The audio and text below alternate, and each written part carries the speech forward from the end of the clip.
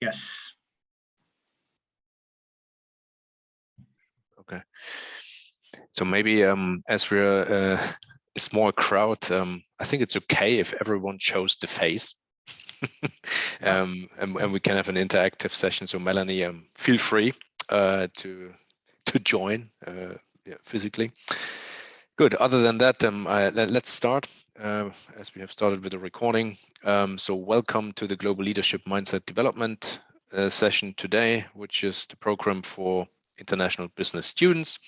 We have two presenters today. Number one, Rodrigo, who will introduce himself after I've done my part, and myself, I'm Daniel Zinner. Yes, we are here on the 3rd of March in the online session. Just quickly, who am I? If you want, you can scan the QR code and you will be led to the LinkedIn page so that we stay connected even after this session. My main occupation is I'm a consultant. I'm an HR consultant, specialized on global workforce management consulting.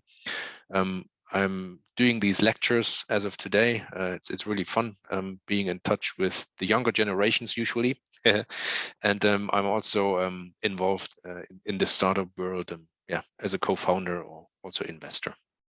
And recently I have launched my People Mobility Alliance, which should bring together the different types of industries operating in global mobility or people mobility. But I will explain the difference at a later stage in this presentation.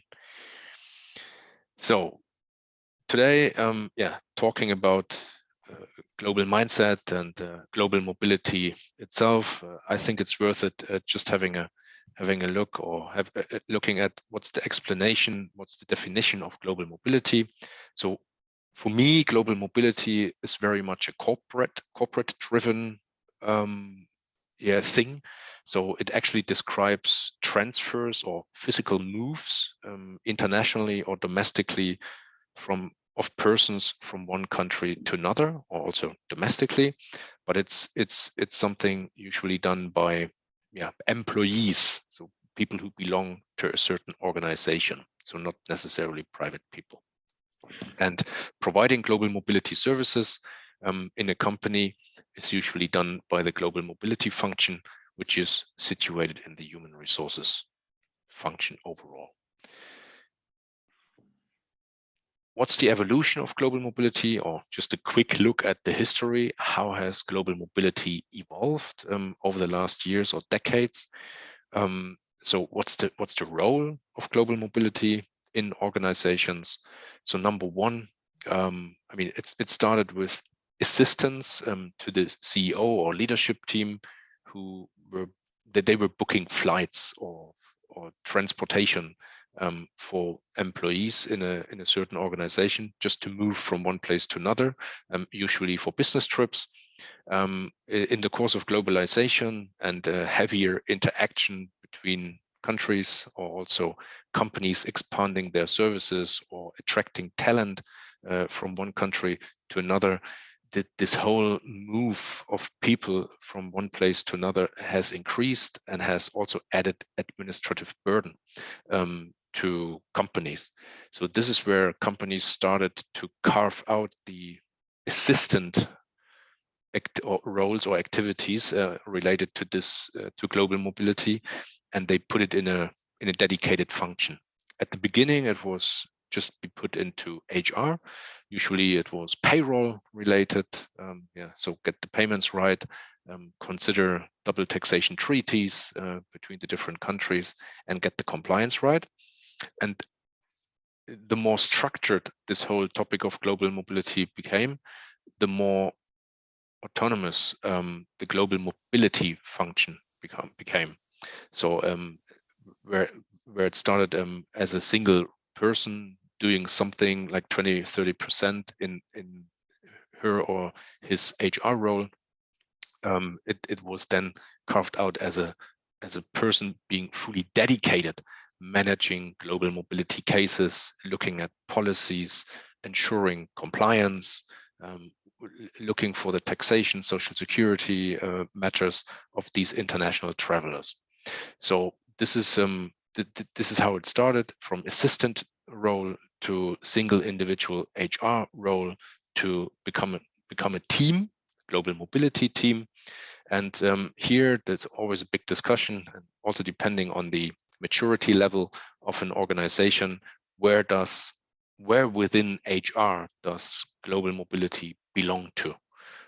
So we have, you can see that here in point number 4, we have cases where it belongs to talent management. So that's more strategic. So you deploy or assign people from one country to another to develop them.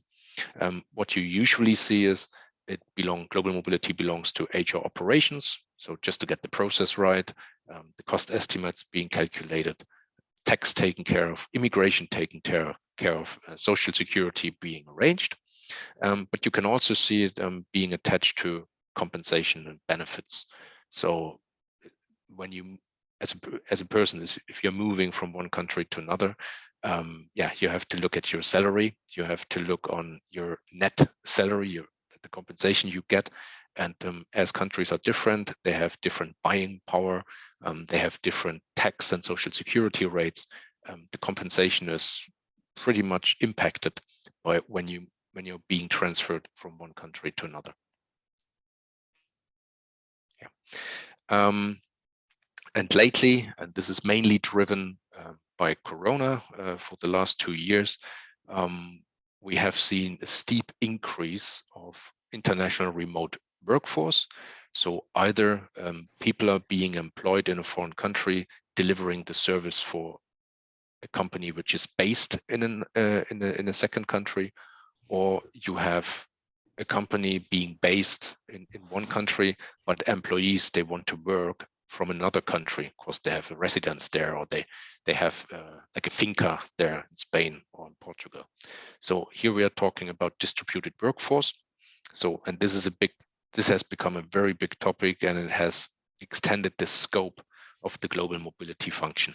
So the enablement to work from anywhere, this has added to the scope of the global mobility function. And what's the vision for global mobility? Yeah, it belongs to global workforce management. It's kind of an old quote, sourcing and deploying employees and digital nomads in all places around the world at the right time, at the right cost. So that means global mobility in the bigger picture, it belongs to global workforce management.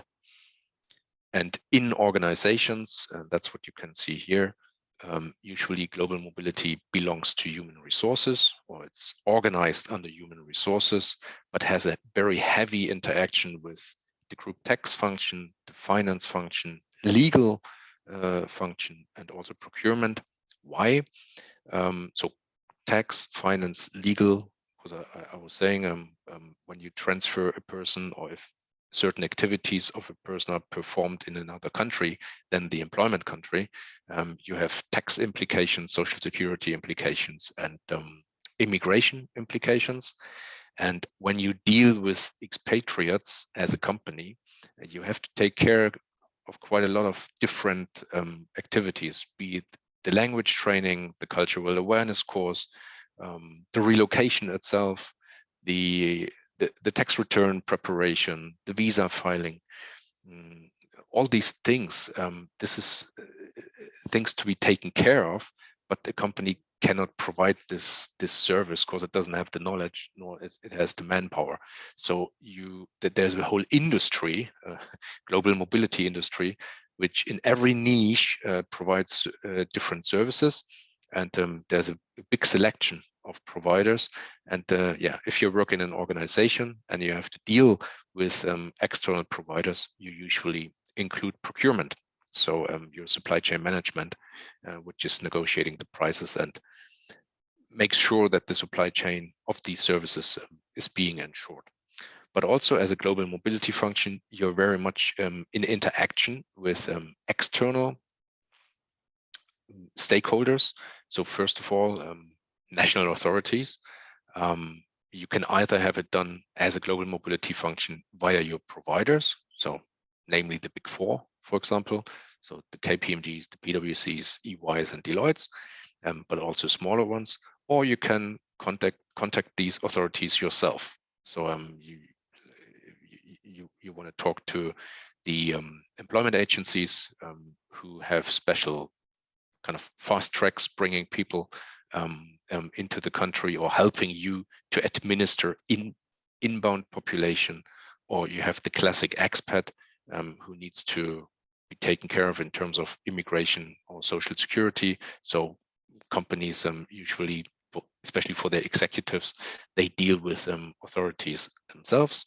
Then, as I said, you have a whole lot of different service providers for the areas of taxation, international payroll, benchmarking like cost of living allowance or hardship allowance. How do you calculate that? What's the data you're using? So there are a lot of providers there, and cultural or language training. This is usually what's being outsourced, and that's what you need to organize to improve the employee experience and to make sure the deployment or the assignment is a success. And that's what we see for the last decades. Yeah, there are global mobility professional communities around the world. They exchange on what's best practice. How do you deal with certain situations? Now, for example, if you look at the Ukraine disaster right now, we have a lot of migrants coming into Western Europe, and this is where global mobility of companies can be involved. They can either attract the talent, or they can help, simply help, or look at solutions how to help these migrants. And this is where they connect with each other. It's HR global mobility peer groups, exchange groups. That's increasing. So it helps also in terms of connectivity of this population. Then what's the role of global mobility? Just quickly. So historically, number one priority has been manage risk, cost, and compliance. That's what I said with taxation, immigration, and social security. Then it went more into the talent management aspect, and I will have another slide on that later. So how can we enhance the employee experience by improving certain skills or skill set of the employees? So this is something global mobility in collaboration with the talent management function looks at. And then how to deal with different types of employees.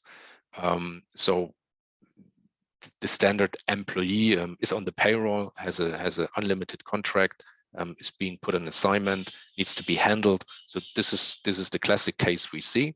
But in recent years, we have also seen an increase of digital nomad population, which needs to be handled by the global mobility function. But also, if what we see is remote workforce, which is becoming part of the scope to be handled by the global mobility function, especially in terms of compliance. Compliance, just as a quick recap here, what does it actually entail, or regulatory compliance? You could also call it like that. So it's, as I said, individual and corporate tax considerations and complications, setting up the right payroll. So payroll means wage tax and social security tax deduction right at the point, at the right time.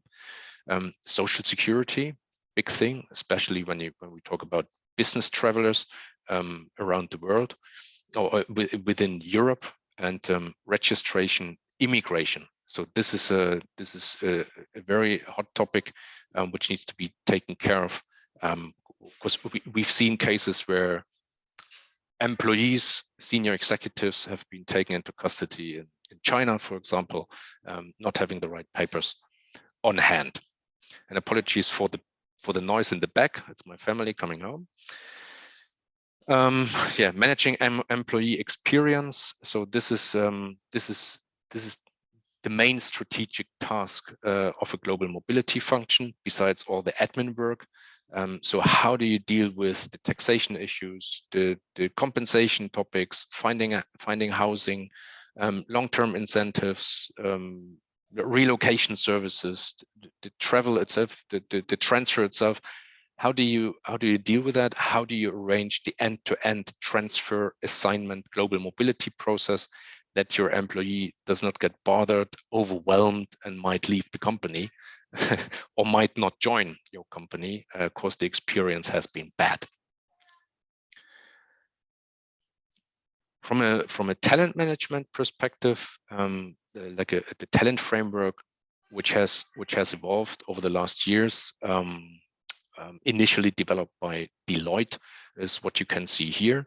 So companies, they don't just send people from one country to another or let them come from one country to another country. There needs to be a business case around it. So there needs to be a plan, like a return on invest thought into that.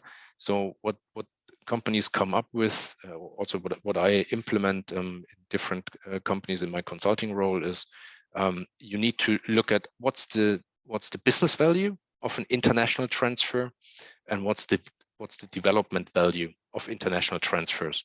And based on these two parameters, you can determine 4 different types of transfers.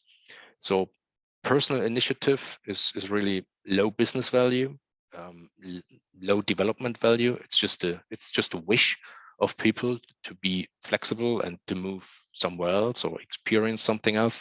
This is actually increasing steeply since we had COVID. Personal initiative moves or self initiated moves are on the increase. It's a very good way for companies to position themselves strategically as increasing the employee experience by allowing that, giving certain add-ons like support in relocation, support in immigration questions, but it's also very much it's a very good option to manage cost. So if an employee wants to move to another place in the world, like intrinsically or like self-initiated, then there's no business case. It's the person itself who wants to move somewhere. So yes, as a company, we allow it, but we will keep the cost very low on our end. Then we have development transfers.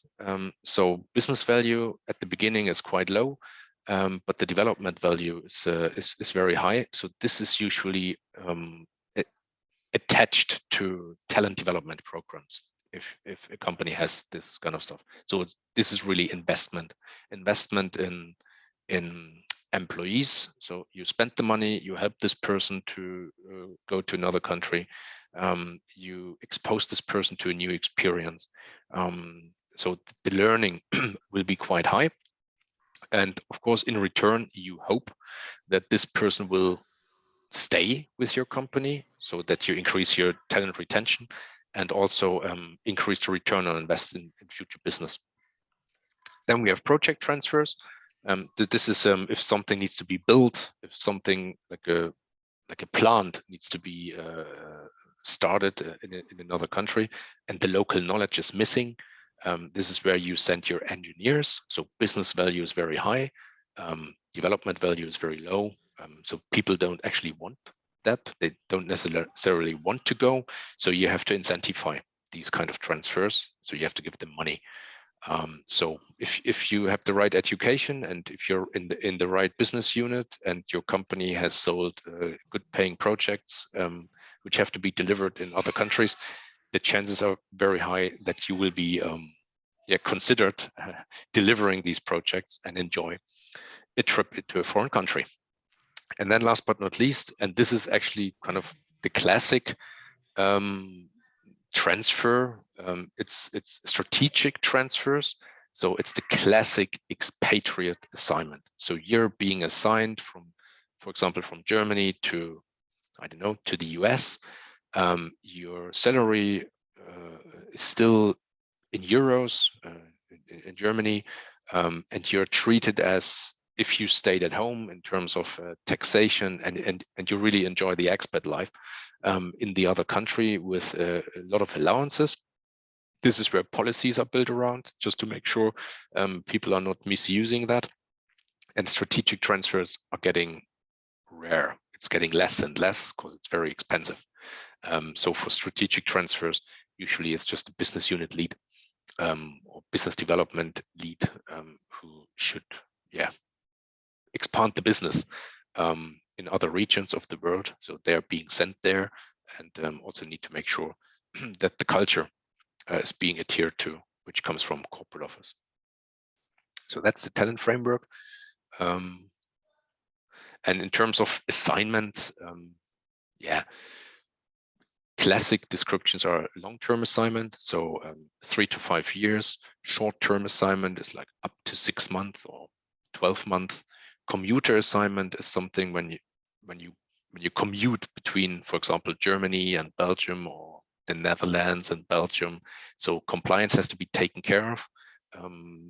Your contract, your labor contract or employment contract, needs to have caveats on the different country legislations. Then one-way moves. This is, you could also call it like the self-initiated transfers or the privately motivated transfers. So you stay with your company, but you move for good, for example, from Germany to Spain. Then we have local plus. So this is also, for example, you move from Germany to Singapore, you get your local salary over there, but the change of location and for example, the different housing expenses, this hits pretty heavily the people from Europe, I would say, in Asia. So what companies usually offer is the plus, so they get a housing allowance at least for a certain period of time, just to adjust in terms of expenses to the new location. And then also again, caused by COVID, we have 2 new types of transfers. Number one is the international remote work. So people working for a German company, for example, having a German employment contract, they want to work from Spain or Italy or Portugal. So it's possible. But there are heavy legal restrictions around that. Problem is, many people don't know that. Even HR departments don't know it. So this needs to be taken care of, but it's possible. So international remote work is on the rise, and also virtual assignments. So this is for example, you're based in the US, your employer is based in Germany, for example, but you don't want to move to Germany. You want to stay in your country, in the US, for example, then you're kind of on a virtual assignment. So you're not away, but also you're not there where you actually should be from an organizational perspective. So this also has some compliance implications. So permanent establishment, legal entity, individual tax, corporate tax, social security, all these things, they need to be considered here in this stuff. But what has changed also over the last years, 2 years, is there's more a holistic people view being taken by corporations. So number one, you have this global workforce management, also global mobility.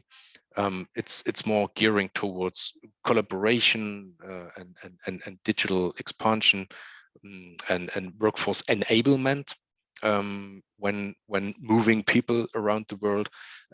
But what's more and more important, this goes into thinking of what's my impact, sustainability considerations, diversity considerations, is companies want to develop the global mindset of their people, individually, but also organizationally. And here we talk about behaviors, mindset, and skills, but this is something Rodrigo will further look into. But before I conclude, I just wanted to share my view on where I see the whole global mobility world, global mindset world moving to. So you have, on the one hand, you have global workforce management. It's corporate driven, it's more technical, it's administrative, it's cost and compliance related. Then you have on the second scale, you have this, or on the, not the second, but on the same level, but a different focus. You have this global mindset, as I just said, and what you're in today in this course. And in my view, all this belongs to people mobility. So developing a global mindset, being globally mobile, being a talent, like a corporate talent, showing this mobility, being relocated, remote work, all these different types of corporate terms, I'm now assuming or concluding under the term of people mobility. And when we talk about people mobility, it's not just the corporate guys, it's also the digital nomads, it's students, it's pensioners, it's migrants, it's diplomats, all people who are moving around this world could be assumed under people mobility. So people mobility, in my view, is a holistic view. On the one hand, on people's mindset, behaviors, and skills, and on the other hand, on how globally operating workforce is being managed by corporations. So whereas global mobility is a term used by corporations managing physical transfers, people mobility considers diversity and sustainability and includes different types of work and people navigating globally. So that's in a nutshell my view on, or my definition of people mobility, which I think will be the new term in the future. We have to look at these things holistically, and yeah, more and more companies are also putting a very strong focus on people and not just on global mobility, but yeah, people at the center, fostering mobility physically, but also in your mind. I think this will be the challenges going forward. Yeah, and this brings me towards the end of my piece. And I just wanted to, I'm not sure how many people have joined in the meantime, but I would like to know from you, or have a small discussion on that. What are drivers and outcomes of global mobility in its different forms? Just looking at it. Feel free to put your question in the chat, or just unmute yourself and contribute. Also, maybe Rodrigo, if you wanna say something here. Yeah, I mean, it's so nice to hear. It makes some sense when you use the name people. You know, recently we in an interview with 22 global leaders of a huge organization in Europe, they all share that the trends of this new paradigm after post-pandemic is that the mobility will be much more people-oriented than business-oriented, than task-oriented. So whether the technology will find solutions when people can work by distance for the business needs, but people needs and people orientations will start to gain more emphasis when companies invest in this kind of moving people around. And that's when your question makes so sense, makes so sense. Because if now mobility now is more related to people than for tasks and orientation, that's something that the perception of global leaders. So this question even more important now. So how that can impact careers and individuals and their families and so on. So if somebody wants to comment, I think it's a good moment to say, otherwise we can keep talking here. There's only one comment in the chat. So sorry, having a real bad connection. This was the old one. The old one. Yep. Nope. Yeah, I mean, I can keep going. Thank you, Daniel.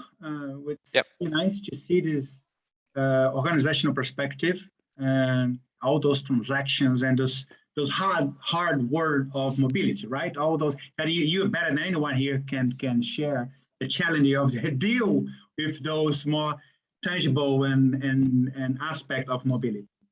Yeah. So thank you all, and thanks Rodrigo. And yeah, now I'm looking forward to your piece of the presentation. Yeah. So if we stop sharing, I will share my screen just a minute. Here we go. Where is it? It's here. Okay, I hope you guys are. Oh no, I forgot to do something. Let me stop sharing. Okay, I need to share the audio as well because otherwise people don't hear nothing. I have a video here. Share sound. Okay, here we go. Yeah. This is a basic introduction. I talk much more about myself because my introduction is part of the presentation itself, because I use my background to address mobility, because I have been living in 4 countries, so it's easy to talk about mobility when I can use my own experience. So it's make more original. So I usually do that. So I will talk a little in a minute about myself more, but this is just a summary. I have been working in a Horizon 2020 project, Global Mobility of Employees. So their website, you can see more information. I'm a member of the Marie Curie Actions, and I work at the University of Vaasa as a doctoral researcher. Right now, I'm together with Stefan and Jörg and Daniel. So everybody in this People Mobility Alliance trying to share and open people's mind about how important is mobility. So my project is pretty much about outcome of mobility. So career outcome, individual aspect. This is somehow the structure of our project, Global Mobility of Employees. We have a micro, meso, macro perspective with different pillars, different goals. And my goal is here, I'm in the early stage research number 4, when I try to see how international experience impact on career outcomes, okay, specifically career success. You can find more information. Let me share here the whole slide to not make it easier for you guys to see. So you can find further information in the website here, glomo.eu. And basically the title is Creating Career Success, Long-Term Career Impact of Different Types of International Work Experience. All those types of mobilities that Daniel kindly share and discuss with us here. The first thing I'm trying to do here, and I'm sorry, I have a good memory, and I know there are some students here that already watched that presentation. So when I talk about mobility, usually I tend to address mobility in the same way, but then in the Keine Ahnung, guck nach. Yeah, the final stage of the presentation, of course, there are some different information, but the literature about addressing mobility borrow the term density from the chemistry literature to try to compare global careers, let's say international careers, with domestic careers when people work in their home country. And if you see the picture here, you see the blue liquid is denser than the yellow liquid. This is why you see them in separate layers. And then the more dense a substance is, the heavier it feels for its size. The literature used the concept of density to differentiate how careers works and how that may impact on outcomes. Whether they are very different, they have different degree of density, and they are separate different layers. So this is a way to address this aspect of how to differentiate domestic and global work, and how that density works. Then the literature talks about physical mobility. That what Daniel was talking about, people are moving in different ways, in different forms, whether in a long-term, short-term, or one term that people also can use, flexpatriates, when different kind of way people move, business travelers, commuters, and different ways to move around. And because people move physically, they also need to adapt mentally. That's what they call cognitive flexibility. It's pretty much relate to this global mindset that people need in order to adapt themselves to different cultural environment and institutional environment. And of course, because you're moving around and you need to adapt to different cultural institutional aspect, you may have work and non-work disruptions while you're dealing with that. This is basically mean it's very difficult to separate your personal life and your professional life in international settings. So you're gonna see that when you're working abroad, your personal life and professional life, they are intertwined and they influence each other much more stronger than when you work in your home, in your domestic country. On top of that, there is an extension of those concepts that I did with colleagues at VASA in a paper that we are finalized right now. It's about to be published. We argue that there is also a higher autonomy when you're working in a global position, because you are far away from your personal network. You're far away from your colleagues for headquarters. If you are assigned expatriate, if you're self-initiated, you're far away from your family, your friends. So you need to be more oriented to make decisions and solve your issues. And also because of all of this, the task seems more challenging. You don't have that much support and help when you are in your domestic work. So those 1, 2, 3, 4, 5 dimensions explain more or less why global work seems denser than a domestic environment. So I think this is an interesting way to try to understand why may global work impact in careers differently when it's compared with domestic work. And that's what we expect in our project. We expect to prove that empirical results found in general career success differ from results in expatriate studies due to the high density nature of global work, which might have practical applications for individuals, organizations, and countries. This is the 1 million question right now. How does the high density nature of global work influence careers? If you answer that, okay, at least to give an example, how that can impact future direction, how that can impact development and career success outcome, I use my example, okay? I use my example because it makes more personal, it makes easy for me to explain, and you can try to understand from my perspective how that makes sense. But if not, you also can share your experience and then we can debate. But this is basically, I have been living for the last 12 years, so in 4 countries. So I'm from Brazil originally, and I have lived in UK, Germany, and now I'm in Finland. And I start work at AB InBev. I think it's a nice company, so everybody has already, many people have tried beers from that company, Heineken, no, sorry, Safwa, Beck's, so many beers that the company can handle. I was working for that company and I got in a relationship by that time. So and my girlfriend, she was a chemical engineer and she was invited to work in Germany because her company engaged in a merger and acquisition with a German company. That company was Lanxess. So Lanxess bought Petroflexes, a local company in South America. And because of that, she was invited to move to Germany. By that time, we had about 3 months to make decisions and I decided to follow her. So I resigned from my job and I followed her to engage in that international experience. So I did that for my own personal initiative. On the other hand, my girlfriend by that time, she did it because of the company. We both have 2 different motivations, but the outcome and the journey more or less was the same. To adapt to that new challenge, I started to study again. I moved to UK to learn English better. I did the IELTS test to apply for university.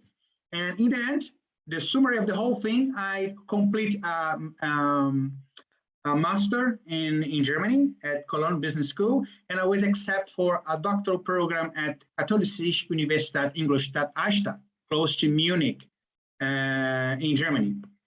And everything was going well. Suddenly, globalization knocked on my door again. So this time, Lanx is engaged in a merger and acquisition with another company, Saudi Aramco. I think that's how pronounce that company. And now they want to send my girlfriend at the time back to Brazil. And I was, dealing and adapting myself for over 6 years to be able to compete and find a job in that country when the company want to send us again back to Brazil. The outcome of that, my relationship ends. So because we have different career orientations, and after that, I found that opportunity to work at Global Mobility of Employees. And because of my personal history, when I look up the scope of the project, I was so eager to work on that project that I did even 2 proposals to be able to be accepted. And luckily, the University of Vaasa, there was a member of that project, selected me to represent them in the project. We call that high density nature of global work: physical mobility, cognitive flexibility, non-work disruption, difficult to separate personal life, professional life. So all of this in one package, and you need to deal and create the skills to develop such thing. That's why I really believe that a successful research project, or whatever project you have, should become a calling, okay? And when you see yourself, you see meaning on that specific project, I think you deliver more, and you are eager to always reach the best performance possible. And this is a summary that I always share with my colleagues and students and professors that explain why I'm a Brazilian guy now is working in Finland. So the global project helped me to understand my career consequence. I experienced a transition from a domestic to international career that demanded external and internal resources that I did not have. And therefore, to develop those resources, I had a cost. So people, companies, and countries need to be aware of those costs and to make conscious decisions before even the movement. I intend to support individuals and also organizations, and also people that will face what I have been facing so far. And research is a tool that I see this important to do that goal. So this is a calling. That's why I really believe that the high density nature of global work should be understood for every single individual. And that's about people mobility. That's why I like when Daniel offered this new paradigm of people mobility instead of global mobility. It makes all sense that my first job at the project was to work in a systemic literature review when I share, what is it about international experience? Is it positive? Is it negative? And when it's positive or when it's negative? Is it good for your career or not? So it's a 1 million question that we all should try to understand, and the circumstance that happened. That's why I did a systemic literature review and try to answer that specific question. And I could not answer for everybody, so I focus on the long-term assignments. We have so many types of mobilities, but people that stay longer in such a challenging journey, and that's what we call assigned expatriate and self-initiated expatriate. I decided to focus on those 2 groups. That's why it's very important to understand what are you right now. If you are working or have worked in a global position, so you need to understand whether you are assigned expatriate or self-initiated expatriate. This is something that I'm trying to do right now. Instead of just define for you, I'm going to show you, I'm going to read for you here a summary, 2 scenarios, okay? Then you can go for the chat and you can type 1 if you think that scenario is the first scenario, or 2 if you think you are in the second scenario. So you can tell where you see yourself in the first scenario or in the second scenario. So the first scenario, your company might have offered you a temporary position overseas. You may be single in your 20s or over 30s and single, but also in a committed relationship, divorced or single parent. You might get excited about it and invite your husband, wife, or partner to dinner. You may also anxiously call your parents, siblings, or your best friend to share the excellent opportunity to work abroad. If you are married, your spouse might be unemployed, still studying or working. Finally, you might have kids which raises questions about schools, language skills, and income. This is one scenario. But you may be in another scenario where you might have voluntarily decide to move abroad, aiming to find a new challenge, adventure, or simply to give you a career boost. You also can be a trailing spouse that you resign from your job. Finally, you could be in an exchange program and meet the love of your life, which motivates you never to leave that specific country. So I know some students here perhaps already saw that question. If you already saw, you don't need to answer, but if you could go to the chat and see and answer whether you see yourself in a position scenario 1, or if you see yourself in a scenario 2, or maybe you both during the time. If you could chat in the chat, put it number 1 or number 2, I could have an idea if you guys see, make a reflection about those 2 scenarios. I know, Jorg, I know you are in position 2.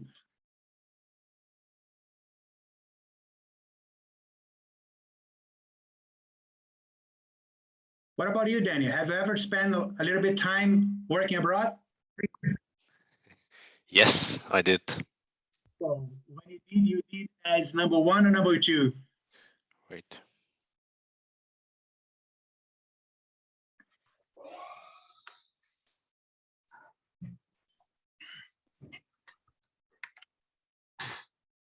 Yeah, this is pretty much to try to explain the difference between assigned expatriate and self-initiate, okay? I could just here try to define for you, but I don't think it's a nice way to learn. I mean, when you see yourself in the situation, sometimes makes easy for you to understand, okay? You might have been invited by a company, so you are moving because of organizational needs. But you may want to do by yourself because of one will. That's a very different way to do that kind of job, because the literature goes to the motives to try to classify different kind of expatriates. Whether you go because of the company invite you, and then the company give you all the support that you need, organizational support, training, or when you do by yourself, you afford for everything by yourself. So what are the positive, negative aspect of both types of expatriates is something that the literature tries to discuss, okay? We find a discussion about what is the positive and negative aspect of 2 types of expatriates. It is something that we do quite often when we are writing papers. But something's quite interesting as well. You may start your international journey in a first scenario, and then you change for the second one, and vice versa. So we can have that. Your company might have offered you a temporary position overseas. So assign expatriate. The company invite you, company assign.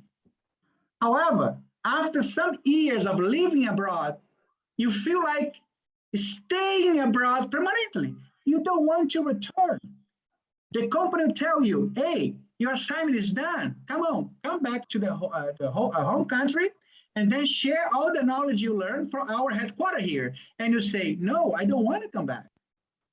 The reasons, because I find the love in the host country, I like the host country, the quality of life is better, so you don't want to return. Then you think about the possibility of looking for another job to keep on the international journey. Your mode of change, the company doesn't matter anymore. Now you want to stay there because of a personal reason. You are changing from a company assignee for a self-initiated expatriate. Your mode of change, then the classification changes as well.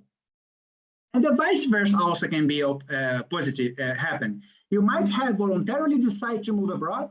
However, after some years of living abroad, a company hire you and assign you to another job in a third country. So you change for a self-initiate for a company assignee. This dynamic of mobility, that's what Daniel was trying to explain, why those transactions are quite complex. Because when you assignees, they change motives, they change motivations, they change expectation. And that's why people may leave the company, because companies don't track those expectation changes. It is something that more and more, as researchers, we are improving our awareness that internal transitions, and that can bring different kind of career outcomes. If somebody want to say something, okay, please feel free. I will show you a video that summarized that discussion. That's a video that we did at the Global Project when we explain more in a more objective ways the difference between company assignees and self-initiated expatriates. So I will put the video now. There are many reasons people might choose to work in other countries. These globally mobile workers, or expatriates, face real career challenges when working abroad or returning home. Expatriates can be distinguished in two ways: assigned expatriates, who are sent abroad by their organizations, and self-initiated expatriates, who make the decision to move abroad themselves and who organize and pay for it. For many self-initiated expatriates, they can find themselves in employment far below their skill levels, meaning growth and career progression can be limited.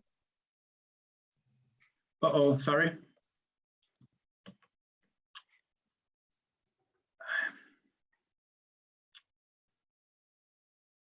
Something happened here. I hope it's not my internet. There are many reasons people might choose to work in themselves and who organize and pay for it.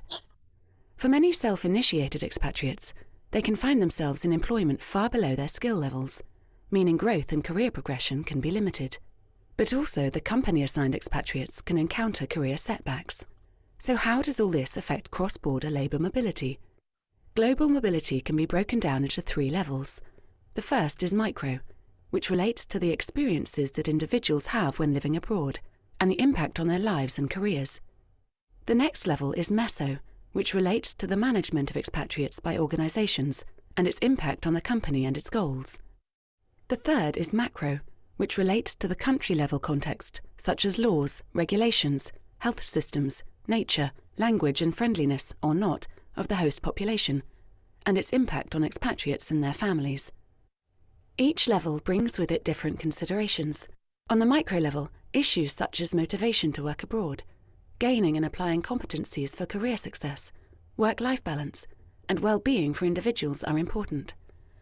On the meso level, how organisations can manage expatriates' performance and social networks, retain expatriates abroad, and manage corporate language are key topics to be understood in order to profit from global mobility. On the macro level, topics such as expatriate gender and its effects, human capital investments and labour market conditions, and other contextual issues such as how expatriates perceive their host environments are crucial to research so that countries can maximise the benefits they gain from global work. As mobility into and in Europe increases, it is essential that key stakeholders are provided with relevant global mobility insights so that existing labour mobility can be made more efficient and beneficial for all parties involved. This is where the GLOMO network comes in. Part of the Horizon 2020 Research and Innovation Programme, this network of global mobility experts seeks to achieve three main goals: to systematically generate knowledge about mobility and its implications, as well as to identify factors that impact on its success; to provide training for researchers to better understand the global mobility phenomenon, and to raise awareness of relevant implications for individuals, organisations and countries, and provide solutions. Through extensive research, training and development, the network wants to ensure that as Europe witnesses greater and more cross-country mobility, the public can understand the opportunities that labour mobility can bring, working towards a more sophisticated and applicable understanding of global mobility that benefits individuals, organisations and nations greatly. Find out more by visiting glomo.eu. Yeah.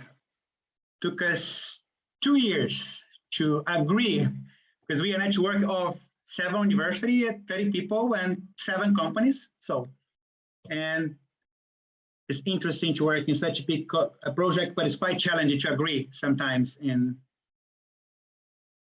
some decisions. So, what I'm going to do now, if somebody has some questions, please, you can stop me. I'll try to leave some 10, 15 minutes in the end to discussion, but I did this systemic review to answer So what is it? Perhaps one thing, Rodrigo, we also have, I also invited Chris Clark here, and he also worked in several countries for a German company also, but he's a US citizen. Yeah, perhaps Chris can also say 2 or 3 sentences about this international journey, global mobility. I mean, you also experienced it. So this is the reason why I invited you. This is a session for students today. So some students join, and perhaps you have some things where you can agree on by your personal experience. Okay, wait a second, Clark. You're mute, yeah. Okay. Okay, thanks. Let me try that one again. Happens. I was saying thank you for the opportunity to participate. I have been very impressed with the platform, and I am very intrigued by the materials that you have. I have spent a lifetime in the global business environment. I have traveled pretty much every continent, not every country on every continent. I've lived in Europe. I've lived in Asia, in Korea. I've been mobile most of my life.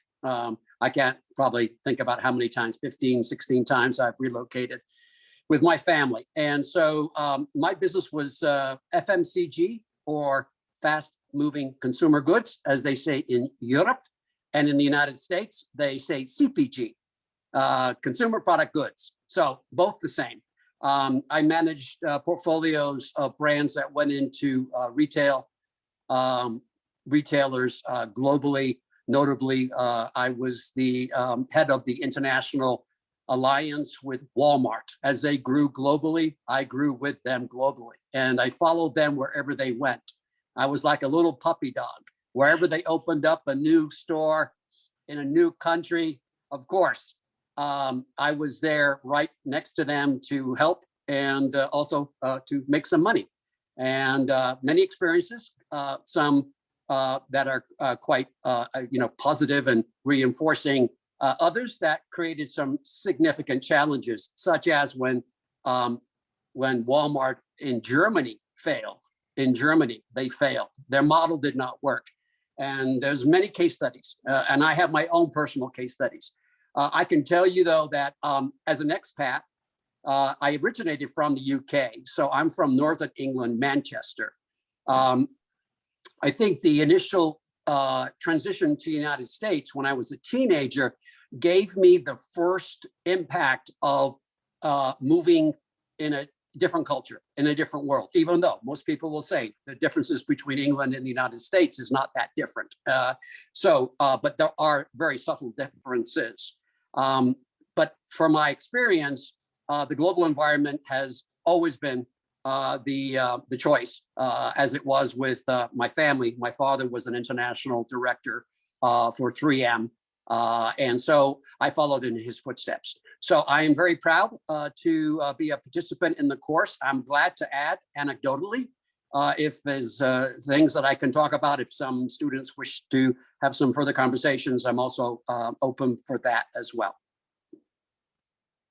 Thank you. Thank you, Chris. It's always nice to hear experience from people. I mean, I have been doing this moving for 12 years, but you have much more time. For me, it's so dense, I imagine for you. So yeah. I got this term density makes so sense when you're so long dealing with such challenges. Now, Rodrigo, or not? Yeah. I just want to answer one question, because the students, they all want to know that. What is it? Is it good or bad for your career? So this is not a single phenomenon, okay? There are different ways of different forms of global work, different career path that you need to understand. What you need to do is to increase awareness of the forms of mobility can have, and then try to develop the skills that you need. Okay, this is the job. And to do that, understand the theoretical frames behind that, the new career models like boundaryless career, pretend careers, the challenge that usually expatriate face. So support any different kind of outcomes interpretation that helps you to deal with challenges. Because even though it's quite challenges, also you learn a lot. we develop career capital. We develop different kind of skills that make you stronger as well. So this is what I want to share with the students. That whether you are a researcher or whether you are a business guy working, you need to understand that there are different kind of perception of success. People don't see success the same way. Okay, it is something when you go for the literature, you're going to understand that perhaps success for somebody in South America is very different for success in Nordic countries. So this is something to be the first thing I did at the Global Project, you understand what success is. And that was already a mess. So understand the meaning of career outcomes and understand also that career outcome, the career success is not the end of the chain. So because you use so many energy to reach success, you may lose all the kind of outcomes, such as well-being. So you need to understand that and manage the resource that you have, be aware when you need to develop new skills, and then make conscious decisions about the challenges. I did a literature review to try to understand impact, whether positive, negative, among SAEs and assigned expatriates. So my goal was to find studies that address career success after the assignment, not during the assignment. During is about adaptation process. That's why I have a lot of papers doing that. But asking what the impact of international experience after the international experience, that's the quick question. And we don't have that much studies doing that. I found about 55 papers, even though not all address career impact. Some address antecedents, some address only outcomes, but not all both. And then I try to understand the outcome of those studies. So here we have studies that address SAEs, AEs, both of them, and some studies that we could not identify. They only call expatriate. Then I classify objective career success are those that you can measure by others. So salary, career advancement is promotion, the time that people take to reach top positions, like CEO, the number of job offers that you receive from the market, and also what you call job to responsibility development is a combination of degree of responsibility and promotion. So, and then I also found some subjective perspective of career success. Career satisfaction, job satisfaction is different from overall career or your current job. The perception of employability, whether you feel that you are employable or not, and career development. If you think that learning is also a career success outcome, it seems that international experience is so dense, it's so meaningful that people see learning as a career success dimension. Only that happens more with people working abroad. And this is pretty much what I found. Positive aspect, positive impacts, 31 measurement, negative 12, no impact 5, and mixed 0. Some interesting observations. Most of the positive impacts are about development, learning. Even though people may have lose salary, even though people may don't have the promotion they expect, but they feel happy because they are learning. It is something that's quite common among expatriates. Learning matters because the experience, the journey abroad is something that matters for expatriates. And also something that's very interesting that I found. If you look at the self-initiated expatriate, no paper address objective career success dimension. So we don't know what happens self-initiated in objective measure. We don't know if the salary increase. We don't know if they have promotion. We only found papers address subjective aspect of career success for self-initiated. So those self-initiated people are moving because they want to. So we don't know what happened to them at this point. That's something that we need to change. That's one of the jobs that I'm doing in the project there. All my 3 empirical papers that I'm about to publish, I'm addressing self-initiated expatriate. So I think now it's a moment that there are so many things that I would like to share, but we don't have time here. Chris, Daniel, Stefan, feel free to make some final comments, discuss, and that's it. If I could make one comment, because this is Chris Clark speaking. I work for a number of the larger corporations, and there's quite a difference between small, medium-sized, and large corporations in terms of their depth of understanding and knowledge about how to treat expatriates, how to train expatriates, how to motivate expatriates. Here's my comment.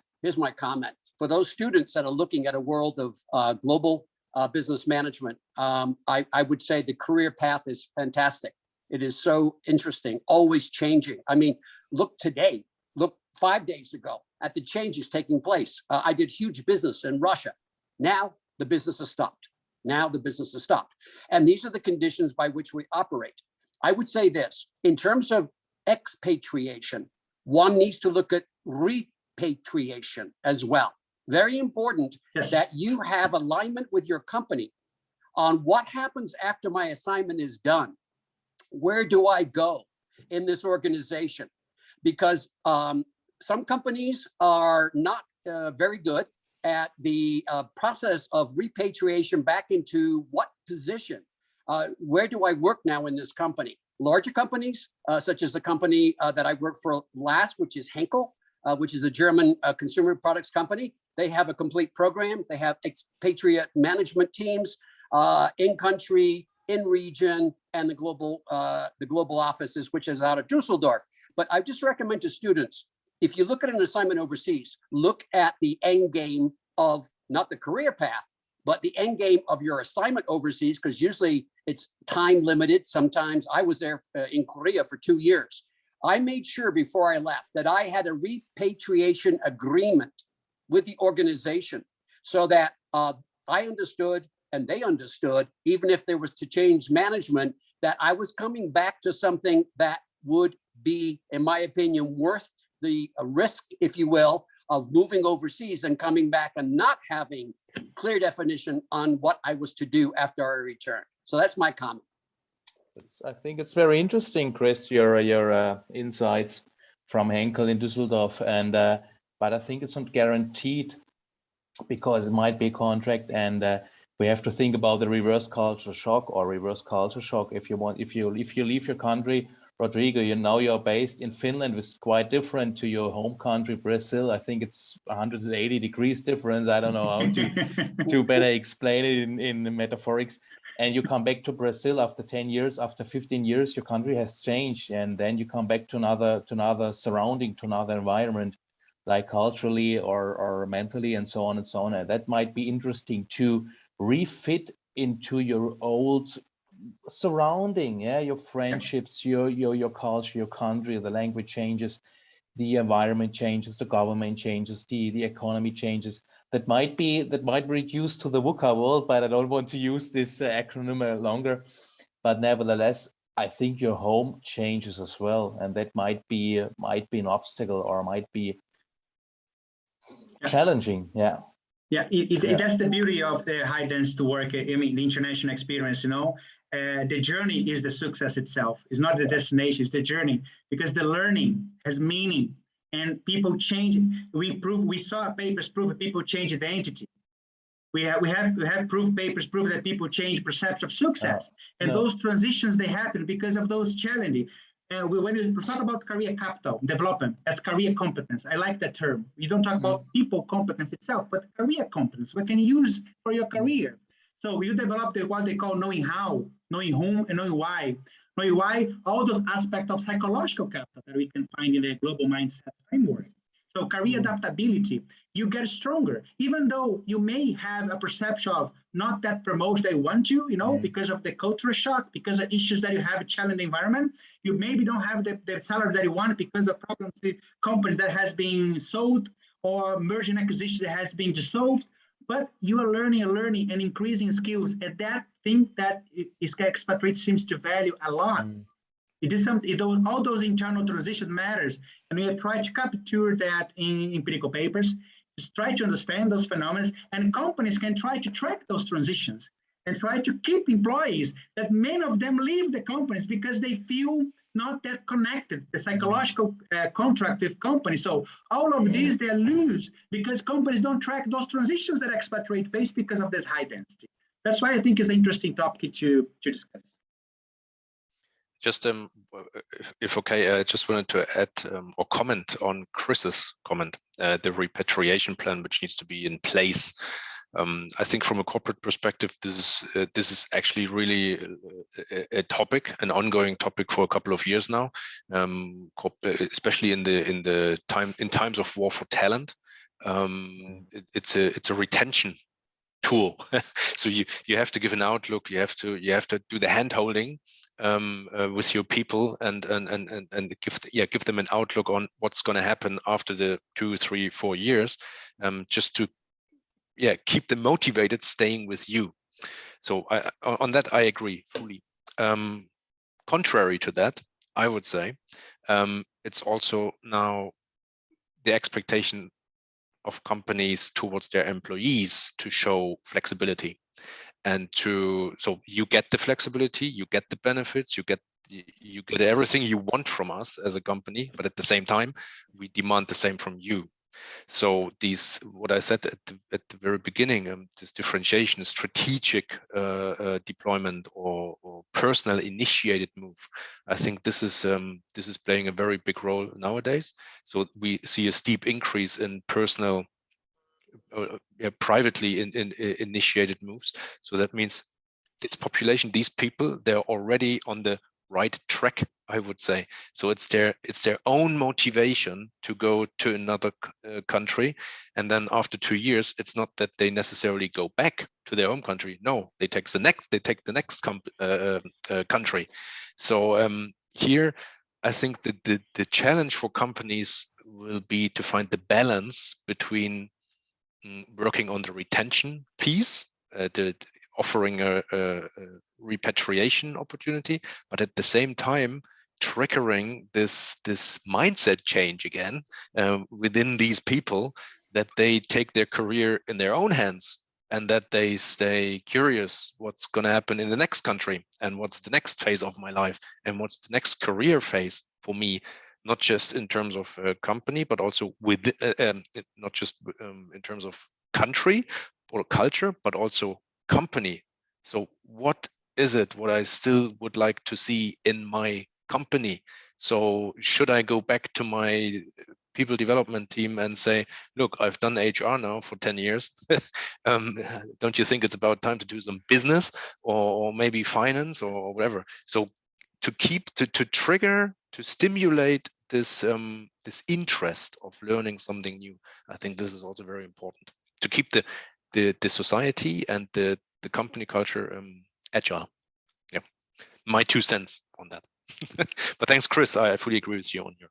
Yeah, I don't know what happened with York. I think he couldn't come back to the group. I don't know what happened. So he was doing his job of mediate us. Anyhow, I could. I don't know. I still have a few minutes. I don't know if some students they have some specific questions. So you have a very unique opportunity here because we have very wise people, well experienced in this field. So you could use that last 10 minutes to make some questions. So just one push. Yeah, I think, Rodrigo, you overwhelmed and shocked them now. Whoa. I have a point for the students that are listening. So could I hear from somebody that has an interest in moving to another country? And if so, which country? Would that be of interest to that student? Does anybody want to share their Melanie. Well, I've already did it. I moved to the United States for 2 years to work there as an au pair. And I would definitely go back if I have the opportunity. And I think the global program that we're doing right now and being able to connect to other people is really important, to also work on networking and just get to know people who have done that step. Yep. And just to see what way they went and how different some stories are. Can I ask where you come from, Melanie? Which country? Yeah, I'm from Germany. Ah, okay, for Germany. So just one quick response. Thank you very much for your answer. I can say this from my own experience in hiring many hundreds of people over the years into international positions in the companies that I work for, that I found, this is my experience, tells me that the foreign expat, the foreign country person coming to the United States often does a lot better than the United States person going to the foreign country. And I believe there is a mindset, and of course, global mindset. There is a mindset. Many Americans going overseas are in their mind thinking, okay, I'll do this for 2 years because, or 1 year or 3 years, because this is going to give me a successful, hopeful career path within the United States. What I find from my colleagues from Germany, from Iceland, from Asia, South Central America, Mexico, all these countries that I have worked with, they look at it as an opportunity, as was just mentioned, to expand further in the international area and maybe travel to another country or stay in the country that they've been an expat, and then they become a local person if they want to stay in that organization within that country. Melanie, thank you very much for your comment. I appreciate it.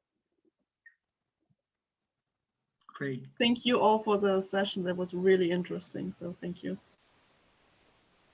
That's nice. That's the idea. Yeah. Sorry, I didn't mean to interrupt you, but I would also like to ask a question and maybe comment before on the question that was given. So I'm from Germany as well. I'm in the class with Melanie and Mr. Ruby. And regarding your question, for me, like seeing different countries, first of all, I would prefer going to English-speaking countries because the language barrier is not that difficult than, like, for example, when I go to China.